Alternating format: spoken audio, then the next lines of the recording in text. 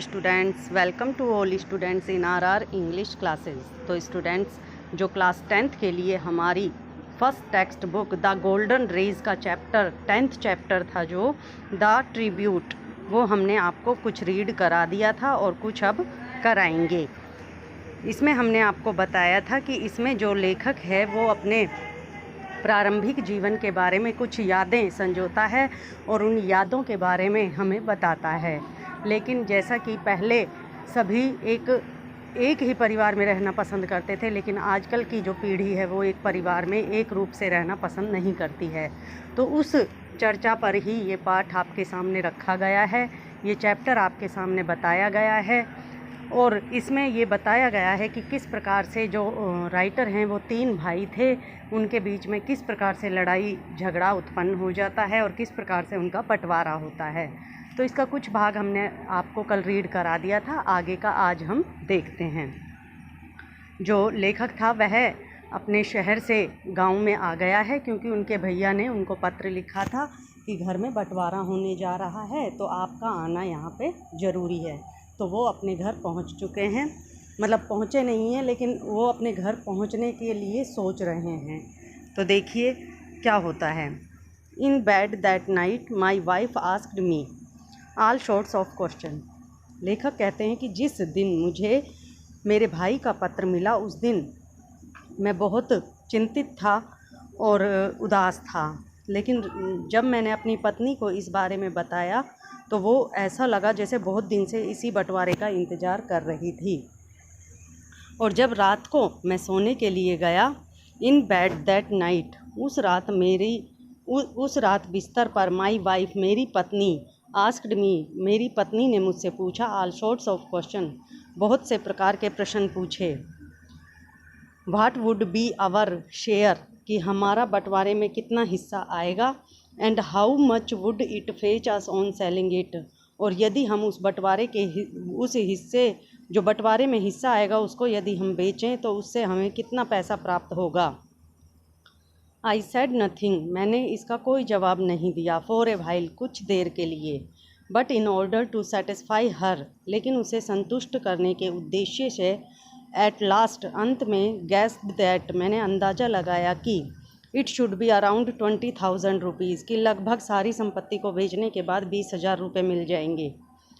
She came closer to me, वो मेरे और पास आई। एंड सेड, और कहा, we don't need any land in the village, हमें गांव में अब भूमि रखने की ज़रूरत नहीं है। What shall we do with it, क्योंकि गांव में हमें रहना ही नहीं है तो हम वहाँ पे भूमि का क्या करेंगे। लेट्स सेल इट, चलो हम उसे बेच देते हैं। एंड टेक द मनी, और पैसे ले लेते हैं। रिमेंबर, याद रखना, व्हेन यू सेल इट, जब आप इसे बेचोगे, hand over to me the entire 20,000। पत्नी अपने पति से कहती है, यानी लेखक की पत्नी जो है वो लेखक से कहती है कि ध्यान रखना, जब आप इस संपत्ति को बेचोगे तो जितना भी पैसा मिलेगा वो सारा मेरे हाथ में दे दोगे, यानी 20,000। I will make proper use of it, क्योंकि मैं उस धन का उचित उपयोग करूँगी। वी नीड अ फ्रिज, हमें एक फ्रिज की आवश्यकता है। यू नो, तुम जानते हो। समर इज अप्रोचिंग, क्योंकि गर्मी बिल्कुल पास आ रही हैं। You need not go to the office riding a bicycle, तुम्हें अब ऑफिस भी साइकिल पर जाने की ज़रूरत नहीं है। You must have a scooter, तुम एक स्कूटर ले लोगे। And the rest we will put in a bank, और जितना बचेगा उसे हम बैंक में डाल देंगे। There is no use keeping land in the village, गाँव में भूमि का कोई उपयोग नहीं है। We can't look after it, क्योंकि हम गांव में अगर भूमि होगी तो उसकी देख रेख नहीं कर सकते हैं। And why should others draw benefits out of our land, और दूसरों को हम अपनी भूमि से फ़ायदा क्यों उठाने दें। I listen to all this, मैं ये सब कुछ सुन रहा था। लाइक एन इनोसेंट लैम्ब, एक निर्दोष या अज्ञानी या नादान मेमने की तरह। लैम्ब यानी होता है मेमना। लुकिंग इनटू द डार्कनेस, अंधेरे में देखता हुआ। आई फेल्ट एज इफ़, मैंने ऐसा महसूस किया जैसे कि। The butcher was sharping his knife, जैसे कि कोई कसाई, बूचर यानी होता है कसाई, जैसे कि कोई कसाई अपना चाकू पहना रहा था। हुमिंग आ ट्यून, एक विशेष प्रकार की ध्वनि से। एंड वेटिंग टू टीयर मी, और मेरे टुकड़े टुकड़े करने का इंतज़ार कर रहा था, into large chunks of meat के बड़े बड़े टुकड़ों के रूप में, एंड कंसोलिंग मी, और मुझे ये विश्वास दिला रहा था, सेइंग दैट, यह कहकर, there is a better life after death, कि मृत्यु के बाद एक अच्छा जीवन है। गोन आर दोज डेज, वो दिन भी चले गए। गोन आर दोज फीलिंग्स, वो अनुभव भी चले गए। When the word home field my hurt with emotion, जब घर नाम का शब्द ही मेरे हृदय को भावनाओं से भर देता था। And that affectionate word brother, और वह स्नेहपूर्ण शब्द भाई, व्हाट फीलिंग इट हैड, वास्तव में उस शब्द में क्या अनुभव था। How it used to make my heart proud with love, किस प्रकार से जब मैं भाई शब्द सुनता था तो मेरे हृदय में प्यार भर जाता था। रिकलेक्टिंग ऑल दीज थिंग्स, मैं इन सब बातों को याद कर रहा था। आई फील वीक, लेकिन मैं बहुत कमज़ोर महसूस करता हूँ। पैथेटिक, बहुत दुख महसूस करता हूँ। वेयर इज़ द हार्ट गोन, आखिर वो हृदय कहाँ गया। वेयर आर दोज डेज, वो दिन कहाँ गए। Where has the spontaneity of feelings gone, आखिर अनुभवों की वो भावनाएं कहाँ गई। I just can not understand, मैं नहीं समझ सकता हूँ। हाउ अ स्ट्रेंजर, किस प्रकार से एक अजनबी, could all of a sudden, अचानक से, बिकम, बन सकता है, सो इंटीमेट, इतना महत्वपूर्ण। Only sharing a little warmth by giving a silent promise of keeping close, कि कोई भी व्यक्ति एक छोटे से वायदे के लिए किस प्रकार से अपना सब कुछ बांट सकता है। But I Beckham my normal self in 2 days, लेकिन मैं 2 दिनों में ही अपनी नॉर्मल स्थिति में आ गया। I grieve use to what had been a shock, मैं लगभग अब उस धक्के से बाहर निकलता ही जा रहा था। लेटर ऑन, बाद में, इन द मार्केट प्लेस, बाजार के स्थान पर, keeping pace with my wife, मैं चुपचाप अपनी पत्नी के साथ चले जा रहा था। Inquired about the prices of the different things, और मैं देख रहा था कि वहाँ अलग अलग चीज़ों के क्या क्या कीमत थी। शी इंटेंटेड टू बाय, जो वो खरीद रही थी या खरीदने की इच्छित थी। Being a fridge was almost certain, उनमें एक फ्रिज खरीदना तो निश्चित था। ए सेकंड हैंड स्कूटर, एक सेकंड हैंड स्कूटर ज़रूरी था। एक स्टीरियो सेट खरीदना ज़रूरी था। एंड सम गोल्ड ऑर्नामेंट्स, और कुछ स्वर्ण आभूषण। आई prepared a list of the prices, मैंने उन सब चीज़ों के कीमतों की एक सूची बना ली। शी केप्ट रिमाइंडिंग मी, वो मुझे याद दिलाती रही। अबाउट हर इंटेंशंस, अपने इरादों के बारे में। And was showing lot of impatient, और वह बहुत धैर्यहीन हो रही थी उन चीज़ों के लिए। इट वाज सैटरडे आफ्टरनून, यह शनिवार की दोपहर का समय था। आई लेफ्ट माई विलेज, मैं अपने गांव के लिए चल दिया। द सेम बस, बिल्कुल वही बस थी, वाज देयर, वहाँ खड़ी हुई थी। Inspiring in tile the old familiar feeling, जब मैं बस में चढ़ा तो उसकी फर्श मुझे वही पुराना अनुभव दे रही थी। I rushed to occupy the seat just behind the driver, मैं जल्दी से भागा ड्राइवर के पीछे की सीट लेने के लिए। माई फेवरेट सीट, क्योंकि यह मेरी सबसे पसंदीदा सीट हुआ करती थी। इन माई हरी, लेकिन जल्दी में, I bruised my knee against the door, मैं जैसे ही बस में चढ़ा दरवाजे से मेरा घुटना टकरा गया। इट हर्ट मी, इससे मुझे बहुत नुकसान भी पहुंचा।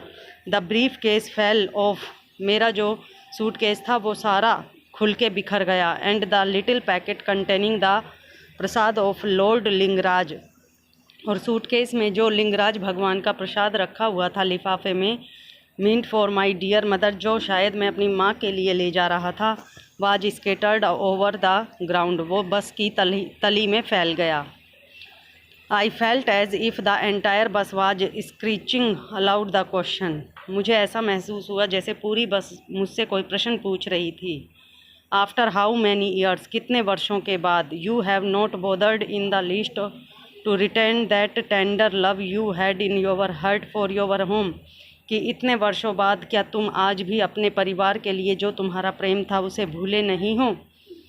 Instead you have sold it, तुमने इसे बेचने के बजाय, टू द बूचर, कसाई को बेचने के बजाय तुम इसे, टू हेल्प योर सेल्फ, तुम इससे अपनी सहायता कर रहे हो।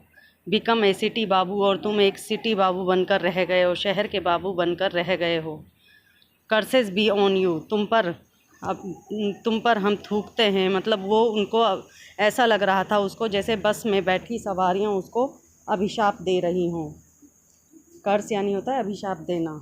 आई boarded the bus collecting the briefcase and the content of the soiled packet, मैं जल्दी से बस में झुका, सारा मैंने अपना जो सूटकेस फैल गया था उसे उठाया, and the content of the soiled packet, और जो मेरे पैकेट में से प्रसाद बिखर गया था उसे इकट्ठा किया। Wearing a shameless smile for the cleaner, और जब मैंने बस को साफ़ किया तो मैं अपने चेहरे पर एक शर्मनाक मुस्कुराहट लिए हुए था। And the conductor of the bus, और बस के कंडक्टर की तरफ देखकर भी मैं कुछ मुस्कुराया। It was 5 in the evening, अब शाम के लगभग 5 बज चुके थे। व्हेन आई गोट डाउन, जब मैं बस से नीचे उतरा। I had written beforehand, मैं पहले ही लिख चुका था। My elder brother was there to meet me at the bus stop, मेरे बड़े भैया मुझे बस स्टॉप पर खड़े हुए मिले। ही अपीयर्ड अ लिटिल टायर्ड, वो कुछ थके हुए से दिखाई दिया। एंड वोर्न आउट, और कुछ मतलब उनके कपड़े भी कुछ अजीब से लगे। Give that briefcase to me, उन्होंने मुझसे कहा अपना सूटकेस मुझे दे दो। दैट मस्ट बी हैवी, यह बहुत भारी होगा। He almost snatched it away from me, उन्होंने लगभग मेरे हाथ से वो सूटकेस छीन ही लिया था। आई फॉरगॉट, मैं भूल गया, even to touch his feet, उस दिन तो मैं उनके पैरों में चरण स्पर्श करना भी भूल गया। This had never happened earlier, आज से पहले मेरे साथ ऐसा कभी नहीं हुआ। He was walking in front of me, वो मेरे आगे आगे चल रहे थे। We were walking on the village road, हम दोनों भाई गांव की सड़क पर चल रहे थे। डस्टी, जो कि रेतीली थी, एंड एवर द सेम, जो हमेशा की तरह। I was usually crossing the street along to go to the teacher in the evening for tuition, मैं हमेशा इस गली को पार करके शाम के समय अपने अध्यापक के पास ट्यूशन करने के लिए जाया करता था। इट वॉज जनरली लेट, और ज़्यादातर मुझे वापस आने में बहुत देर हो जाती थी। एंड डार्क, और अंधेरा हो जाता था। When I returned from my studies, जब मैं ट्यूशन पढ़कर मेरे घर वापस आता। Unfailingly my elder brother would be there to escort me back, बिना किसी हिचकिचाहट के मेरे बड़े भैया वहाँ मुझे खड़े हुए मिलते थे, मुझे वापस घर ले जाने के लिए। लेस्ट आई शुड बी फ्राइटेंड, कि कहीं मैं डर ना जाऊँ। He would carry the lantern, वो अपने साथ लालटेन लेकर आया करते थे। My bag of books and notes, मेरे जो नोटबुक और बुक्स से जो बैग भरा होता था उसे उठाकर चला करते थे। I had to follow him to do so, मैं तो केवल उनका पीछा करता हुआ चलता था। If I lagged behind he would ask, यदि मैं पीछे रह जाता था तो वो मुझसे कहते थे, वाई, क्यों? यू आर परहैप्स टायर्ड, तुम शायद थक गए हो। कम होल्ड माई हैंड, ऐसा करो मेरा हाथ पकड़ लो। एंड वॉक विद मी, और मेरे साथ साथ चलो। He sometimes used to carry me on his shoulders, कभी कभी तो वो मुझे अपने कंधों पर बिठाकर भी ले जाते। While going to the fields for a stroll, जब वो खेतों की देखरेख करने के लिए जाया करते थे। स्ट्रॉल यानी देखरेख करने के लिए जाया करते थे। The bus stop was some distance from the village, bus stop जो था वो गांव से कुछ ही दूरी पर था। I had Fallon behind him, मैं उनके पीछे रह गया। Stopped and asked, he stopped and asked, वो रुके और उन्होंने पूछा। द सेम ओल्ड क्वेश्चन, बिल्कुल वही प्रश्न। ही यूज टू आस्क, जो वो पूछा करते थे। I just could not speak, लेकिन मैं कुछ बोल नहीं पाया। The past was sprouting up in me, पिछली बातें मेरे दिमाग में आ रही थी। The childhood days and the days now, कि वो बचपन के दिन और आज के दिन। Time has coagulated for me, समय तो जैसे मेरे लिए चला ही गया था। आई हैव चेंज्ड, मैं पूरी तरह बदल गया था। बट माई एल्डर ब्रदर, लेकिन क्या मेरे बड़े भैया भी बदले? Time could not bring upon him any change, समय उन पर कोई बदलाव नहीं ला सका। एज इन दोज डेज, जैसा कि उन दिनों। He was still walking in front of मी, आज भी वो मेरे आगे आगे चल रहे थे। कैरिंग माई बैग, मेरे बैग को पकड़े हुए। आई फेल्ट सो स्मॉल, मैं आज भी उनके सामने खुद को बहुत छोटा महसूस कर रहा था। तो स्टूडेंट्स, आज के लिए ये चैप्टर इतना ही। आगे का जो चैप्टर है हम आपको वो नेक्स्ट वीडियो में रीड कराएंगे। तब तक के लिए थैंक्स।